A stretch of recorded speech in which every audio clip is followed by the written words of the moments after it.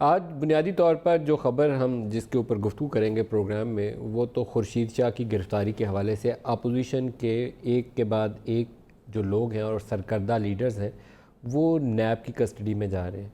कुछ के केसेस सच्चे होंगे, कुछ के ऊपर शवाहिद कमज़ोर होंगे। एक सवालिया निशान जो बरकरार है वो ये है कि ट्रांसपेरेंटली कितने लोगों को अल्टीमेटली सज़ा होगी।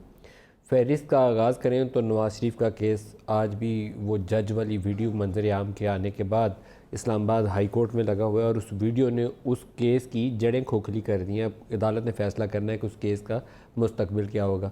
मरियम और शहबाज शरीफ के बच्चों के केसेस लाहौर में लगे हुए, शाहिद खाकान और मिफ्ता इस्माइल उसके केसेस लगे हुए हैं, आसिफ जरदारी और उनकी बहन फरियाल तालपुर उनका केस लगा हुआ है और अब उसमें मज़ीद इजाफ़ा खुर्शीद शाह के केस का हो गया।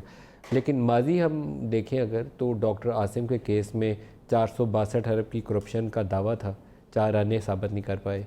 इसी तरीके से शर्जील मेमन के केस में अरबों रुपए के घपले का दावा था, अभी तक केस में कुछ साबित होना बाकी है। तो ये वो सवालिया निशान हैं जो ट्रांसपेरेंसी के ऊपर सवाल उठाते हैं। अकाउंटेबिलिटी होनी चाहिए, लेकिन अकाउंटेबिलिटी वो होनी चाहिए जहाँ शवाहिद जो हैं वाज़े तरीके से कोर्ट ऑफ लॉ में प्रेजेंट करके किसी को सज़ा दिलवाई जा सके। खुर्शीद शाह के ऊपर भी इल्ज़ामात नए नहीं हैं। माजी के किस्से अगर खोलना शुरू करें तो बहुत सारी ढेरों ढेर चीज़ें निकल आएंगी, लेकिन इसको साबित करना तो किसी की ज़िम्मेदारी अगर है तो वो नैब है जिन्होंने गिरफ़्तार किया। और अगर नैब इसको साबित करने में नाकाम रहे तो फिर नैब के उन लोगों को जिन्होंने ये केस बनाया और उनको गिरफ़्तार किया उनको सज़ा ज़रूर मिलनी चाहिए, क्योंकि आज तक जितने हाई प्रोफाइल करप्शन के पॉलिटिकल करप्शन के केसेस सामने आए वो अल्टीमेटली सज़ा के अमल तक नहीं पहुंच पाए, या सज़ा का अमल ऐसा था कि जिसमें जज की वीडियो ही सामने आ गई और केस का बेड़ा गर्क हो गया। तो वो चीज़ें मेरे ख़्याल में हमारी पॉलिटिकल एलीट को, मुक़्तदर हलकों को, आला अदलिया को, सबको उसके ऊपर नज़र रखने की ज़रूरत है। दो ख़बरें जो हैं वो साथ ज़रूर मैं यहाँ हाईलाइट करना चाहता हूँ। एक ख़बर जो है वो पंजाब के इलाके कसूर से जुड़ी हुई ख़बर है और कसूर में अफसोसनाक वाक़यात हुए थे जब दर्जनों की तादाद में बच्चों के साथ ज़्यादती के वाक़यात सामने नजर आए और एक ही गांव के इर्द गिर्द वो केसेस घूमते थे। उसके बाद ये वक्तन फ़वक्तन केसेस सामने आते रहे, फिर वो बच्ची ज़ैनब वाला वाक़या सामने आ गया जिसने पूरे पाकिस्तान को हिला के रख दिया।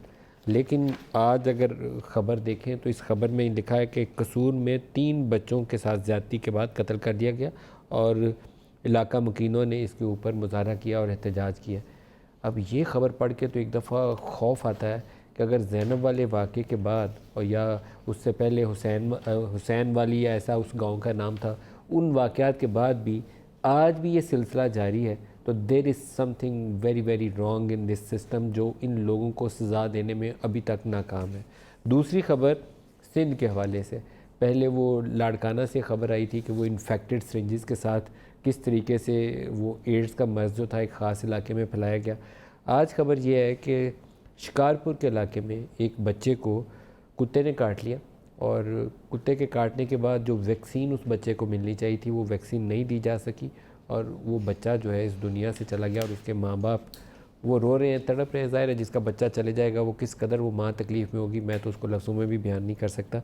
लेकिन क्या इस कौम की बेहिसी का यही आलम है कि एक तरफ बच्चों के साथ ज़्यादती हो रही हो, दूसरी तरफ बच्चा कोई कुत्ता काट गया उसकी वजह से मर गया और ये अवॉइडेबल डेथ है दोनों सूरतों में।